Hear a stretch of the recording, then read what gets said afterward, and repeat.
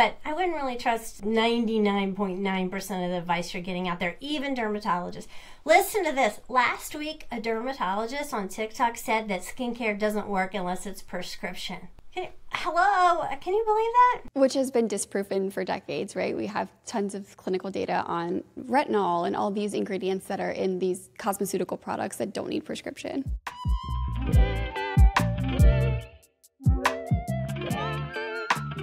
Did you know that there are actually 16 different skin types?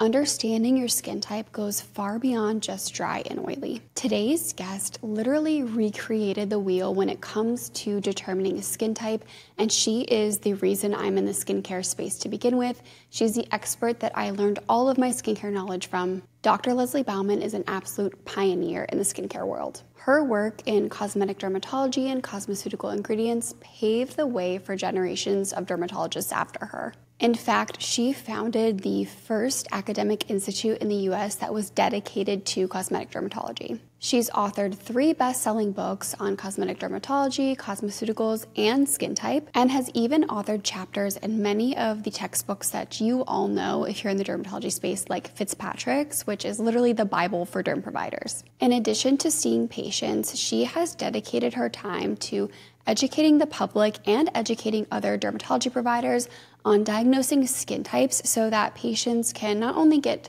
effective regimens in the office of these providers, but even get these efficacious regimens from home just by understanding their actual skin type. This episode is going to be invaluable for both skincare lovers and experts alike. So, Dr. Baumann, thank you so much for joining me. This episode has been a long time coming. You were one of my dream guests when I thought of this podcast. So, to be able to pick your brain a little bit about skin type and cosmeceuticals, I'm just so honored that you took the time out of your schedule to be here. It's so great. We've been working together for years, and we always talk about doing this, but we're always so busy. So I'm glad we finally found time to do this. Yes, me too. And I always like to start every episode by asking my guests, what is your first skincare memory? Wow. Well, when I was really young, I lived in Texas. I was in a very dry climate, and I used to have eczema over here. I had like a red ring around my mouth all the time.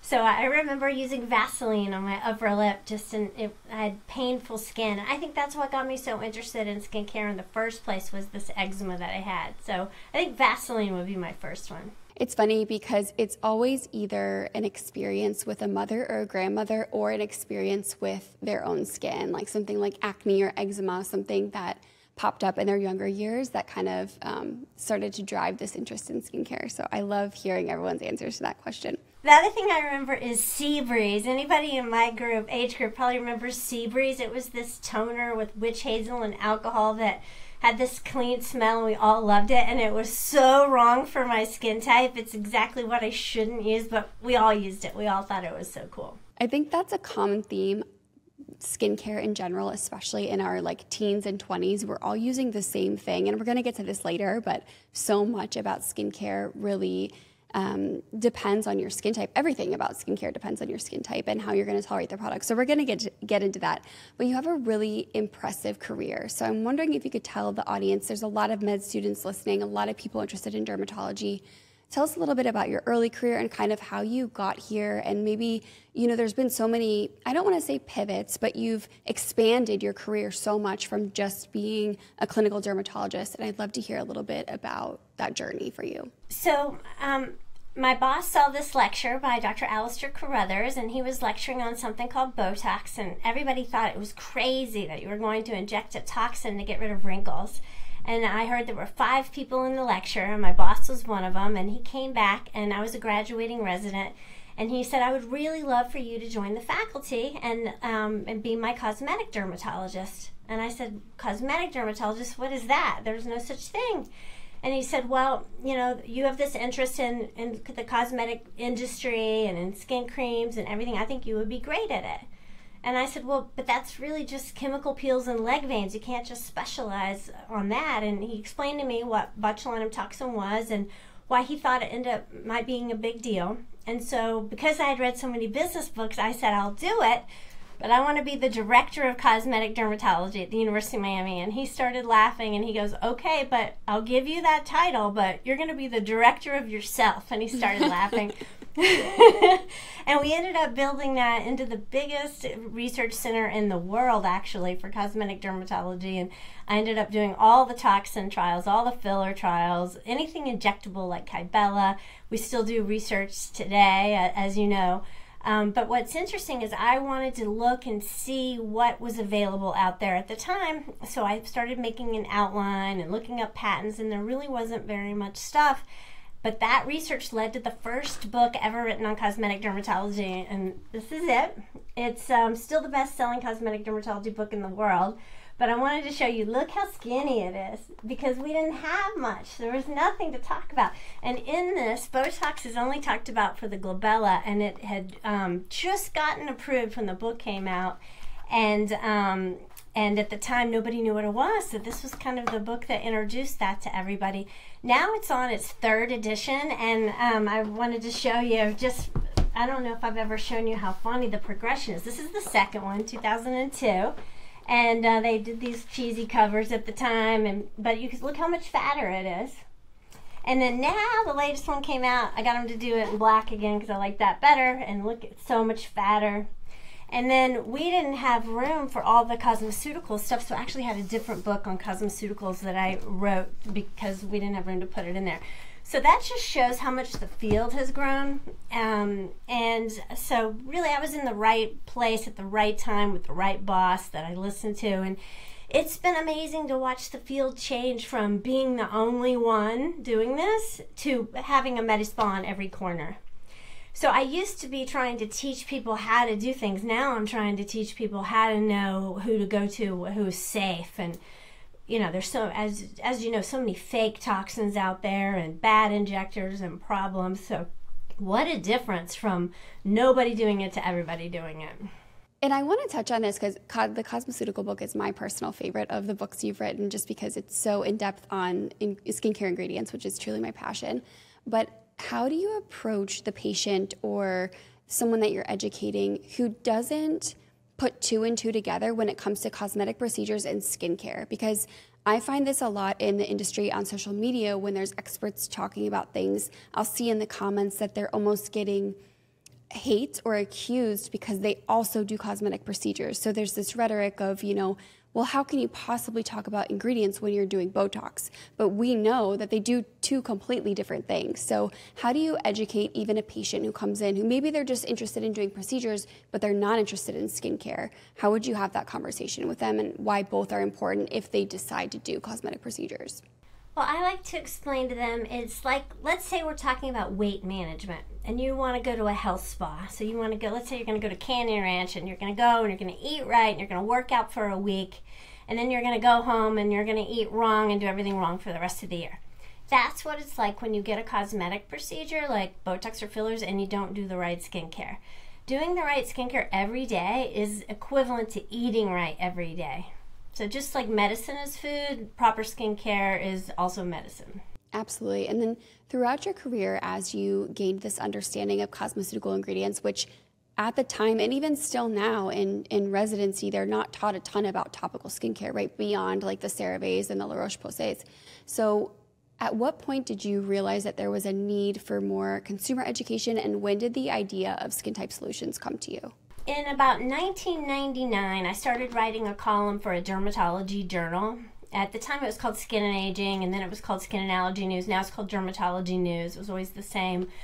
So for 25 years, every month I've written about ingredients, because a lot of dermatologists were asking me about, what does this do? What does that do? And that's what ended up turning into this book, this cosmeceutical book. That's all my old columns rewritten and put in here. And when we were residents, we didn't really learn much about skincare at all. So it was around that time, probably 1999, that I started realizing that people needed to know more about skincare. So in 2004, I was at the University of Miami, and I had patients flying from all over the world to come get skincare consults with me because they would see that I had written all these things about skincare. I had a mentor that said, you should spend an hour a week of thinking time. And it's great advice to just sit there for an hour a week and think about, you know, your job and your life and everything, and you'll come up with good ideas. So I was sitting there thinking, how can I make my practice go faster? How can I be more efficient? And what do I think about with patients whenever I'm trying to design a skincare routine? And I realized that there are 4 main things I think about. And the first one is if their skin is hydrated or not, and how much sebum they make. So are they oily or dry? And the second thing I think about is, do they have inflammation or not? And if they do, is it acne, or is it rosacea? Is it stinging? Is it uncomfortable skin? Is it allergies? Like, do they have inflammation? The third thing is their skin pigment even, or do they have lots of little brown spots that you need to lighten? And the last one is, do they need anti-aging? So I'm sitting there thinking this, and I look over on my shelf and I see my Myers-Briggs personality test book, which I love the Myers-Briggs personality types. And they're based on these 4 things, and you mix them and you get 16 personality types. And I had that aha moment where I thought, this is what I'm going to do. I realized these are 4 important things, and so I divided people into 16 types. So then I could pre-decide what the regimen was going to be. So after I spent time with the patient, I would figure out their skin type, and I would already know, okay, here's your regimen. So then I realized that I wanted my staff and other people to help me, but if they didn't diagnose the skin type properly, it wasn't going to work. So if one of my nurses gave somebody the wrong regimen because they were wrong about their skin type, it would still be a problem. So I realized that I had to come up with a diagnostic test, and that's what took the most time. It took years to validate that. And once I had the test, and then I had the 16 skin types, I had 16 sheets of paper that I would give my patients. So if you're this skin type, here's this sheet of paper. And that's confusing. We had 16 folders. This was before computers and digital. So I thought, you know what, I should just put it in a book. So I ended up writing the Skin Type Solution, and it was surprisingly became a New York Times bestseller. I mean, it was really just to make my practice go better. But people loved it. And here, this is the original hardback that was the New York Times bestseller. And what you would do is you'd take the quiz in the beginning, and you'd have to hand score it, and you get your little score and go and find your chapter. And then we would have, let's see if you can see us here, $1 sign, $2 sign, and $3 I sign love choices. that. Yeah, this is 2005, so you were That's probably amazing. you were probably in middle school when this came Yeah, out. I was in elementary school. Right. No, middle school, 2005. So what would happen is it takes a long time to get a book published. So by the time the book came out, people loved it. But the problem is, by the time the book came out, the company changed the name of the product to something else, or they changed the formula. So it was impossible to keep it up to date. So that is why I ended up doing the online site, so that I can change it. Right now I could go change it if I needed to. So it's so much better than a book where you're really just stuck with it until the next publication. But it showed because it was a bestseller, it ended up coming out in 8 countries and many languages all around the world, and people loved it. And it showed that there was a need for people to know their skin type, and that people wanted good advice. Then we had a forum. It was before Reddit, pre-Reddit. It was a forum at skintypesolutions.com, and we had 6 million people, 16 different forums, and you could go talk to other people of the same skin type as you. And this is when people were first starting to use Google search. And I wrote for Yahoo at the time, who was huge at the time. I was their health blogger. So people would go from Yahoo to this forum and talk about skin types. So let's say you are a DSNW skin type like me, you could talk to other DSNWs. And if you said, I hate this product by X brand, when somebody would Google that brand, that would be the first thing that would come up. This was before people did SEO and all that. We just had so much traffic. So the brands would call me and they would say, we will pay you to take that down. But we wouldn't do it because we wanted this to be a place with open, honest exchange of people. And that was very, very interesting. Then all the spammers started learning how to spam the forums, and all these Viagra ads would pop up, and it was such a mess, and they didn't have all the ways to block that. So we finally turned that off, and I'm thrilled to say we're restarting it on Reddit. In the next couple of weeks, it's going to be a subreddit, Skin Type Solutions. And people will be able to come talk to their skin twins, which is other people who have the same skin type as them. So we'll be able to go back to allowing people talk directly to each other about their skin, and talk to people who have the same skin type that they do.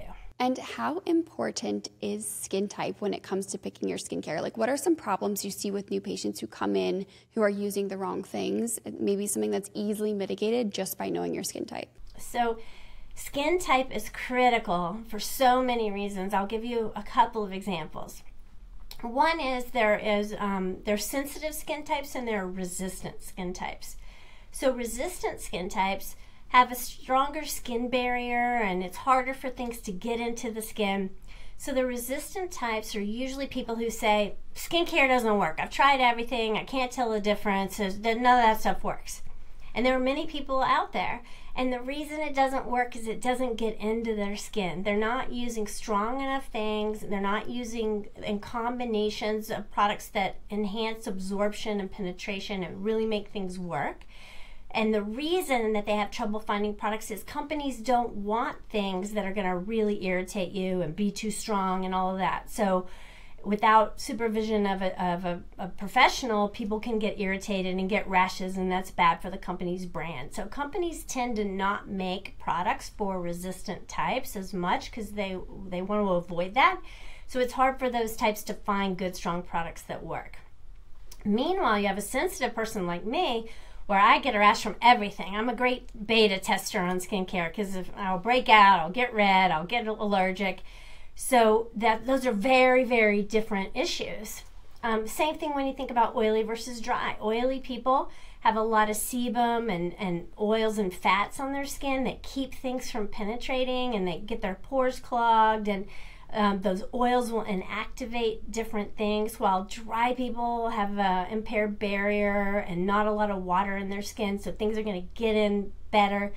So every one of those four issues, I call them the barriers to skin health, which is dehydration, inflammation, uneven pigmentation, and aging. Those four barriers to skin health dramatically affect what products you need and how products work on you. It's so interesting because oftentimes, obviously we employ this entire system in the office. So when a patient comes in, before I even see them, I have a good idea of what the regimen is going to be, right? Because it's all done for me, which I think is a reason why the system is so beneficial for providers, especially providers looking to get into the space, because it's done for you in a scientifically backed way. But I always find it so interesting when patients come in, and especially my acne patients, and they say, well, I failed this medication, I failed this topical, this didn't work for me. And when I talk to them a little bit more, what I find out is that actually they were just given zero guidance on how to use it and what to use it with. And of course, if they have a sensitive skin type, which most acne patients do, they're not able to tolerate an acne active without the right cleansers, without the right moisturizers. And the provider they were with before said, oh, just go find whatever off of CVS. You can use anything. And we know that that's not true. We really need to understand the skin type, and everything down to even the cleanser that you're using matters. It's so true. So we have over 250 medical practices, mostly dermatologists, who use the system and the software in their office. And the number one thing I hear back from the doctors and the providers that use the system is that they cannot believe how well people are responding to their acne medications, because they're not used to spending the time telling them what cleansers and what moisturizers are going to work best with their medications. So that is the first thing that dermatologists notice when they use the system is fewer callbacks to the office, fewer complaints, better compliance. So we've really tracked this, and that's one of our biggest selling points is people will use the products when they can tell that they work and they get better results. So the goal of my company, Skin Type Solutions, is really to improve skin health around the world by helping everybody find the right products to use and to help them be compliant and consistent, because correct, consistent compliance is really, really important to get good outcomes. And so we have all these offices using it online. We started doing that in 2014. We started letting doctors use it. But then during COVID, when the practices were closed in 2020, the doctor said, please let us do this online. So it was 2021, we started allowing people to take the quiz online without a doctor or a medical provider. So now you can go directly to skintypesolutions.com and take the same quiz that doctors use and all of the medi-spas that use our system, and shop using your skin type. So that's the exciting thing. is once you take the quiz and you know your skin type, you get a little octagon with your skin number and color, and you can shop using your skin type. So you just scroll through the products, and if the octagon is next to it, you know it's right for you. So we took this from, I guess it was exclusive in doctor's offices, what would that be, 6 years, 7 years exclusive in medical practices, and now anybody can use it. So and we're so excited.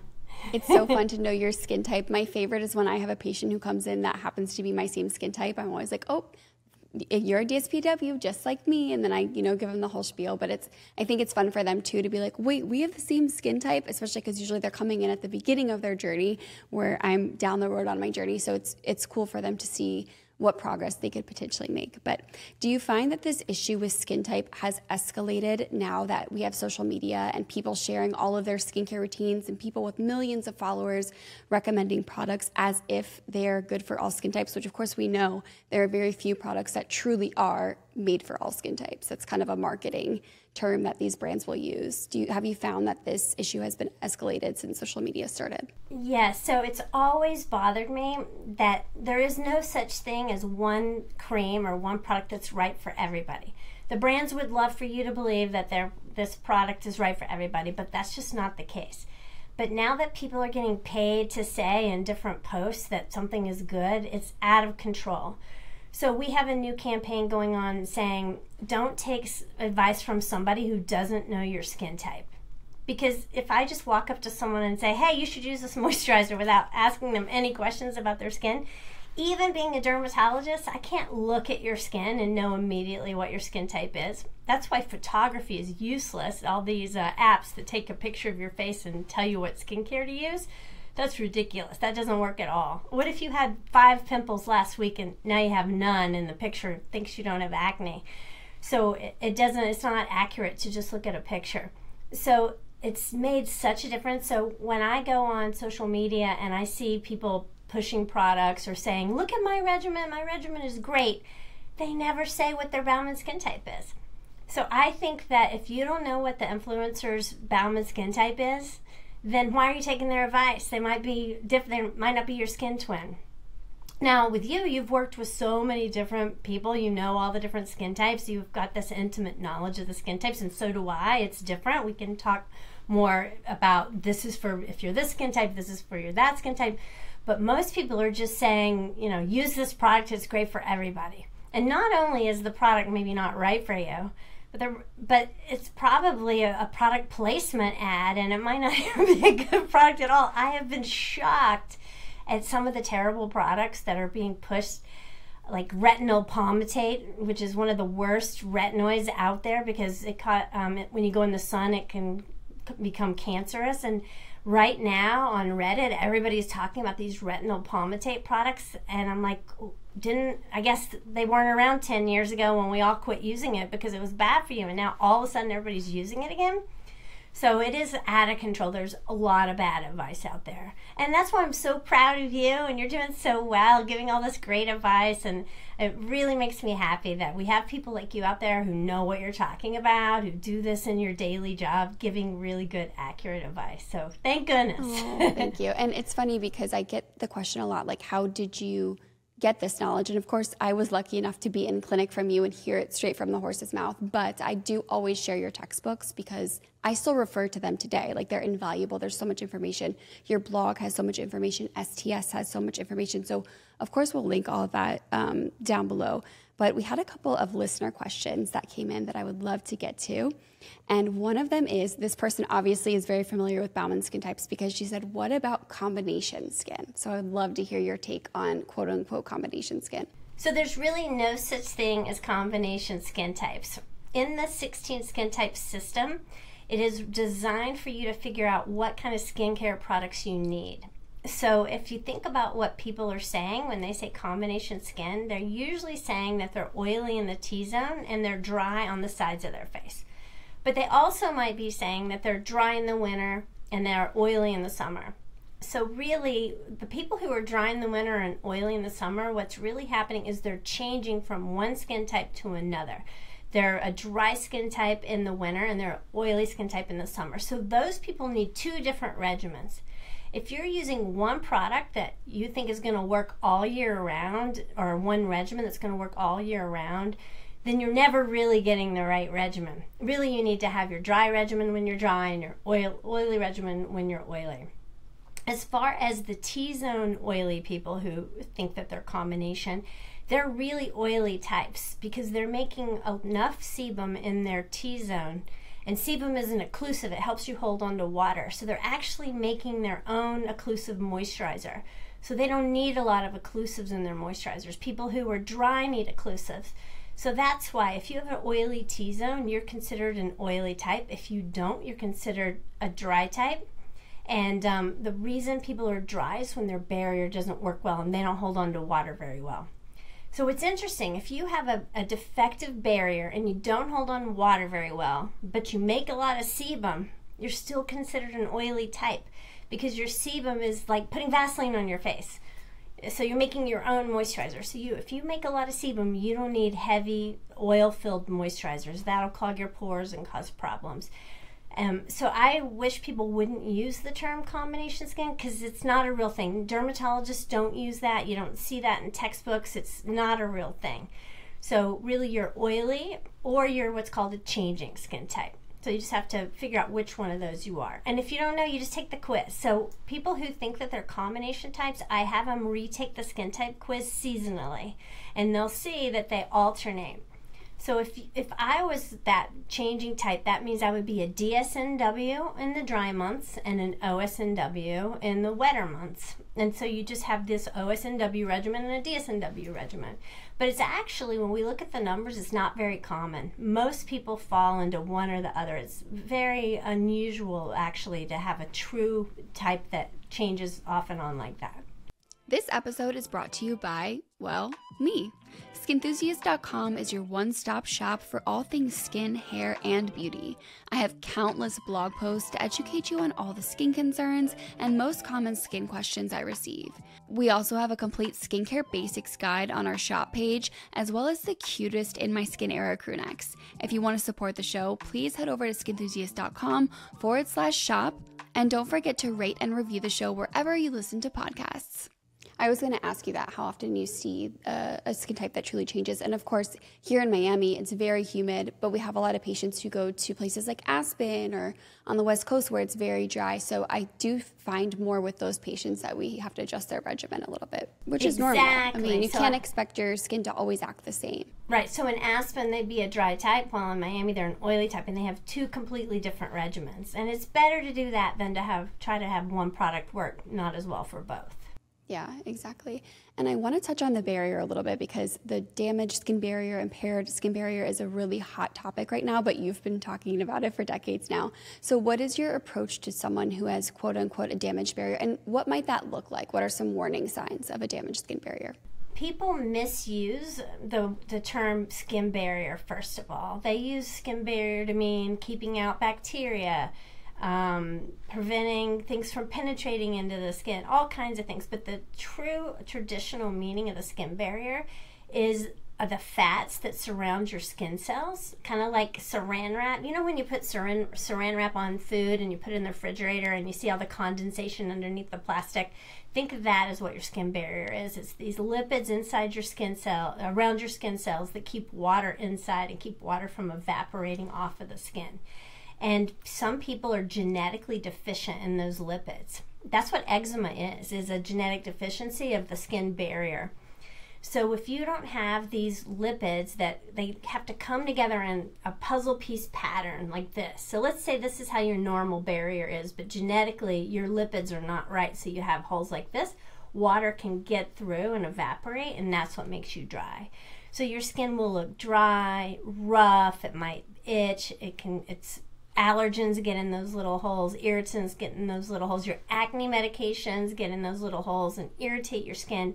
So the barrier really is when those lipids are coming together and they're watertight and they keep things from evaporating off. Now the reason I make a big deal about the puzzle pieces is if I'm calling my fingers the lipids, the shape of these lipids change depending on what fatty acids are in the moisturizer. So stearic acid, for example, is a very common moisturizer. It's in cocoa butter and anything that has stearate, like cetyl stearate on the label, you'll see all kinds of things with stearate. That's stearic acid. And fatty acids have a head and two tails. So the stearic acid tails are really straight like this. So they pack together really good to block those holes in your barrier. But if you look at oleic acid, which is an olive oil, those little tails are like this. So they line up like this, so you still have holes. So oleic acid isn't as good for your barrier as stearic acid is. So what lipids are in your moisturizer is really, really important, and people don't understand that. And so not only is it the kind of fatty acids, but you need an equal ratio of fatty acids, ceramides, and cholesterol, because those give the three-dimensional puzzle piece that makes it airtight, like I was talking about, like this. But this is 2D. Imagine this in 3D, where everything, really has to fit together. Now, when it fits together perfectly, and you look at it under a cross-polarized microscope, it makes this cool pattern. The light hits off of that puzzle piece in a pattern called the Maltese cross. So we can look at a moisturizer under the microscope and see if it's good for your barrier or not, if it has the Maltese cross pattern. And most people don't know that.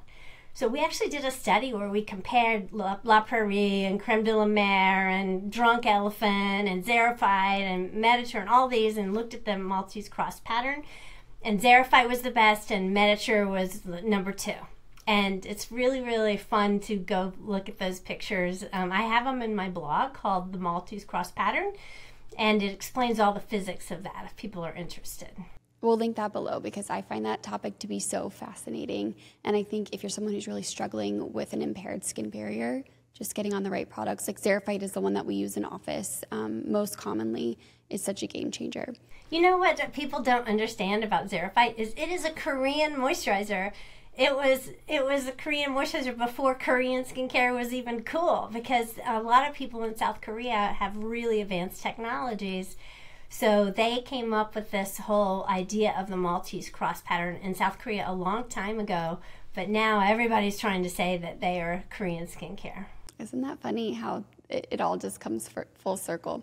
And I do want to touch on cosmetic advancements, ingredient advancements, because one of the questions was, what do you see coming down the pipeline when it comes to ingredients? And I know this is tricky because there are some tried and true ingredients that really top everything else and have for decades. We just have so much research, like vitamin C, like retinol. But what is coming down the pipeline, or maybe new in the last few years, that you think actually has some merit as far as ingredients go? Well, I'm obviously a little bit of a science geek. I love reading science and Nature and all of that. A couple of weeks ago, did you happen to see the paper on IL-11? No. Oh, so it's going to change everything. Sounds exciting. So growth factors and cytokines are cell signals of, I know you know, I'm just telling your viewers, but growth factors, cytokines, and interleukins are all cell signals, and that's how cells talk to each other. And there's one very important in inflammation called IL-11. And they found that if they block IL-11 in mice, they live 25% longer. So that gives us huge insights into the aging process. And another aspect of that is called senescent cells. So when cells are young, they're like stem cells, and then they change and they differentiate and grow up and start acting differently. And then when they get older, they go into this process called senescence. And I joke it's like an old crotchety person who complains to everyone all the time. That's what a senescent cell is. It just lets off all these cell communicating factors that bother everybody and cause inflammation. And we know that how much you age is directly associated with how many senescent cells you have. And I have a blog on cellular senescence if people want to know more about this. But our goal in skincare now is trying to get rid of senescent cells. And you do that through a process called autophagy, which means eating itself. The cells learn with ingredients to eat up these old cells that you don't want there anymore. So that is really the big push right now in ingredients in skincare, is upping autophagy to get rid of senescent cells. And lots of scary looking words, but basically let's get rid of all the crotchety old cells that aren't doing anything and make way for these younger cells that are going to come in and act young, and that revitalizes your skin. So there's many, many things that are being looked at right now. The most exciting right now to me are the exosomes. And I like the platelet-derived exosomes because platelets are involved. When you cut yourself, platelets go into that wound and release all these communicating factors to tell your wound to make more collagen and heal. And that's the same thing we want when we're trying to fix aged skin. So platelets have the right signals. They know what to say to get your skin to rejuvenate. So that's why I prefer platelet-derived exosomes. There's all kinds of exosomes out there, but don't waste your money on plant-derived exosomes. We don't need plant signals. That doesn't help our body. You know, you have to think about where the stuff is coming from. Like those apple stem cells, remember those? I mean, we don't need apple cell communicators in our skin. So funny. Are there any brands that are already doing this, or is it something that's coming down the pipeline? If somebody wanted to tap into this technology today, is there anything you'd recommend? Oh, sure. There are lots. Well, my favorite of the exosome products is Plated, and the Plated Intense Serum. They just came out with an eye cream, but it's already sold out worldwide. You can't get it. I actually have one. I'm so happy, but it's hard to get that. But the Intense Serum is platelet-derived exosomes, and the results have been amazing in my patients who... The thing is, if you already have great skin and you start using it, it's hard to tell a difference because your skin's always great.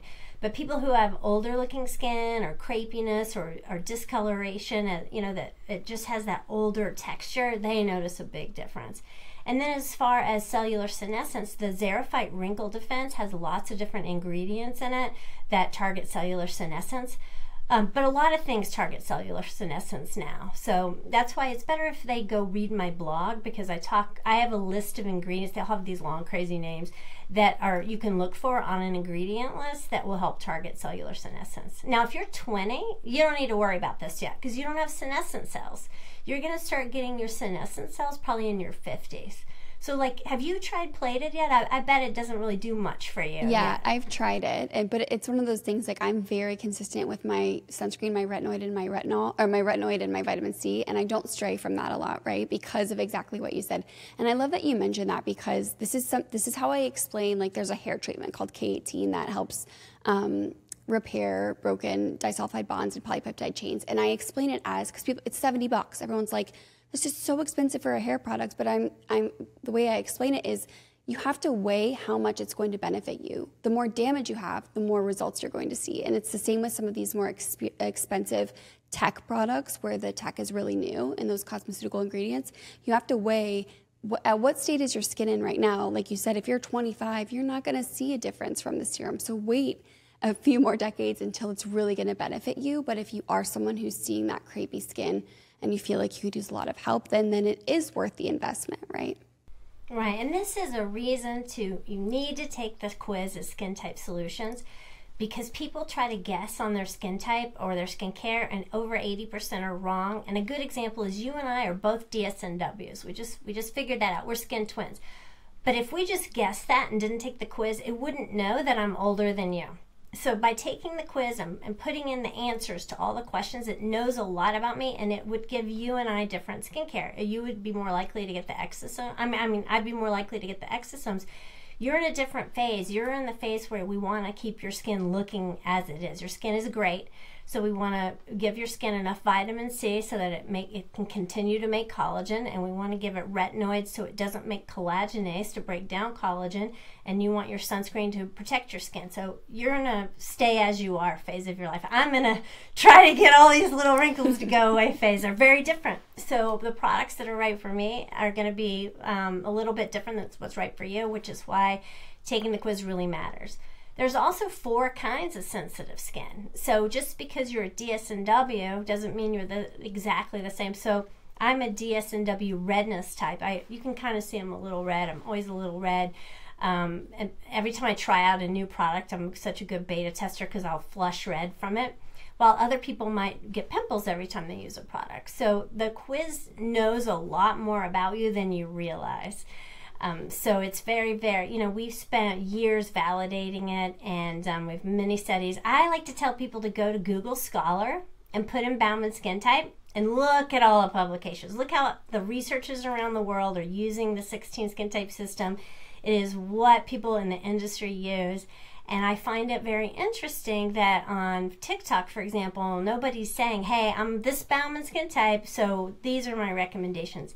So if I could get everybody to tell what their Baumann skin type is before they give advice, their advice would be so much more meaningful. So that's really my outreach and my purpose of doing the podcast today, is to say, please know what your skin type is, and please insist that the people who give you advice know what their skin type is, so you'll know if you're skin twins or not. That is, I think, such a great note to wrap up on, because if we could all get that information from our favorite influencers raving about their holy grail product, it would make it a lot easier for us to make an informed decision. So much easier. So that's why I say don't take advice from someone who you don't know their skin type and they don't know yours. Unless it's somebody that's trained, like a dermatologist or someone like you who's worked with a dermatologist for years, who, by the way, everyone, Amy is one of my top skincare people in our practice. She's the one everybody wants. When she went on maternity leave, everyone was just calling every second, is she back, is she back, is she back? She's amazing. I'm so proud of her, and she really knows a lot. So keep in mind that not everybody is trained like she is. Not everybody reads like she does, and not everybody knows what she does. So you've really got to think about the qualities and the knowledge of the person you're getting advice from, because I hear terrible advice all the time. My friends and my team want me to do the TikTok videos where you do the stitch and you go, oh, that person's wrong. Yes, you should. But everyone's wrong. I just don't want to be that negative person that goes, that one's wrong, that one's wrong, that one's wrong. So I'd rather go, Amy's right. Amy's right. You can trust Amy. But I wouldn't really trust 99.9% of the advice you're getting out there, even dermatologists. Listen to this. Last week, a dermatologist on TikTok said that skincare doesn't work unless it's prescription. Hello? Can you believe that? Which has been disproven for decades, right? We have tons of clinical data on retinol and all these ingredients that are in these cosmeceutical products that don't need prescription. So you know what I think? I think she's a resistant skin type, like we talked about at the beginning of the interview. And so she's not using over-the-counter products that are strong enough, and that's why she thinks it doesn't work. She doesn't know her skin type, and she's not using the right things. If she took the quiz and knew her skin type and used that, she would all of a sudden realize that skincare does work. It's a perfect example of somebody not knowing their skin type. I do research. I've been doing research for years for companies, and absolutely skincare works. If you use the right products and you're consistent with them, they absolutely work. And I can even treat some medical conditions like acne and rosacea and melasma with over-the-counter stuff. It's just a matter of matching it to the person. Understanding the skin type, and as we mentioned earlier, knowing how all those products work synergistically. Your cleanser with your moisturizer, with your serum, with your sunscreen, with your retinoid.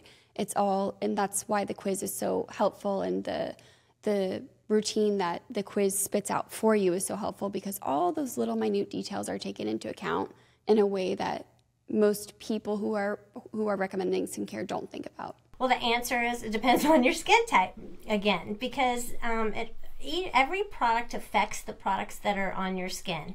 And the way I like to explain it is, if you think about when you take yellow and you take blue and you put those together, it makes green. That's how it is when you take two skincare products and you put them together. It makes a third product. All those chemical reactions that happen, so it's not the same. They all affect each other. So one example is hyaluronic acid. Hyaluronic acid increases the penetration of everything else. So if you're using an acne medication like benzoyl peroxide or Retin-A, and you cover it with a hyaluronic acid moisturizer, you're going to increase the amounts of retinoid that get in your skin, and you're probably going to have more side effects than if you didn't use a hyaluronic acid moisturizer. And that's just one example that we see all the time. So the order that you use things matter.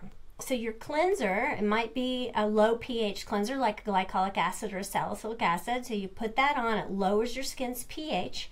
And then if you need to use a vitamin C serum, vitamin C serums go in better when the skin's a low pH. So that would be great. Let's say you use a creamy bar soap, a bar soap or a creamy cleanser. That raises your skin's pH. So if you use a creamy cleanser, then you put vitamin C on, not as much is going to get in. So everything gets affected by things like pH, the other products in there. Did you know that there are some cancer-causing chemicals that are not in skincare products, But when you use two ingredients together in a skincare product, it turns into that. So by layering two wrong things together, you can be causing a product, causing a ingredient that causes skin cancer. So it's so important what you use, what order you use. And I'm not saying that you have to use products all from the same brand, because I don't believe that at all. I think you take the best of the products from the different brands and you combine them, but you need to do that in the right order. And that's really the specialty of Skin Type Solutions, is you take the quiz, you find out your skin type, and then you get to combine products from many different brands, and we help you build the regimen in the right step order so that you know, you don't have to know any of the science, it's all done for you. And even the dermatologists in their office who use it, they don't even have to think. They just have the patient take the quiz, it generates the regimen for them, and they can have the comfort of knowing that the science is right and the patient's going to get a good outcome. Absolutely, and we've seen it time and time again with our patients in clinic. There's nothing more rewarding than somebody coming back in 4 to 8 weeks and just being transformed. I mean, it's such a good feeling. And when I first started and I knew nothing, I was so green, I had that confidence that whatever the STS system told me to prescribe to that patient or recommend to that patient was going to be effective. And that's what gave me the confidence, was seeing them come back over and over, understanding it was working, and then, you know, understanding why it was working. So it's just a great system. And we'll leave a link below, like we said, now that everybody can take it. You don't need to go to a doctor's office to take the quiz and get the recommendations. We'll leave a link below. And I like to end every episode asking, if you could tell your younger self one thing, what would it be? I don't know. It's a hard question. I was good about wearing sunscreen. What would I tell myself? I know what I would tell. How about I know what I would tell other people? I would tell other people, wear sunscreen. Always wear a sports bra when you're doing dance class and stuff so your breasts don't sag. Use your retinoids all the way down. Yes. And luckily I did those things. So I don't think I would have done anything differently. Maybe I just would have stressed about it less. I would have realized everything was going to be okay. You know, my career was so different because things were changing so much. You know, we didn't know what cosmetic dermatology was. We didn't know a lot of things. And, you know, if you believe in what you do, I've been working on Skin Type Solutions since 2004. I know it works. The technologies have changed. The way people get their information has changed. You know, everything from we used to go to forums and now we learn on TikTok. But all that, you just have to believe that if you are diligent, you do the right things, you do it for the right reasons, that everything's going to come out okay. So find what you love and stick with it and do it right, and don't give up, and don't take bad advice from people. Make sure that you take advice from people who know what they're talking about. Absolutely. Dr. Baumann, thank you so much for taking the time to chat with us today. I feel like we could have talked for 3 more hours because there's just so much information here, but this is such a great start for everybody. And like I said, I'll link everything that we mentioned below so that they can kind of check out all the other resources. So thank you so much. Thank you. It's so good to see you on screen. I'm used to seeing you live. Thank you. So you can see why I wanted to have Dr. Baumann on the podcast today. Her unique skin typing system has molded the way I interact with my patients. It's changed everything about the way I recommend products to my patients and my community alike. I'm going to leave a link below for anybody who wants to determine their own skin type and see what clinically backed recommendations there are from a dermatologist like Dr. Baumann. I hope you guys enjoyed this episode as much as I enjoyed recording it. Until next time, I'll talk to you next week, skin enthusiasts.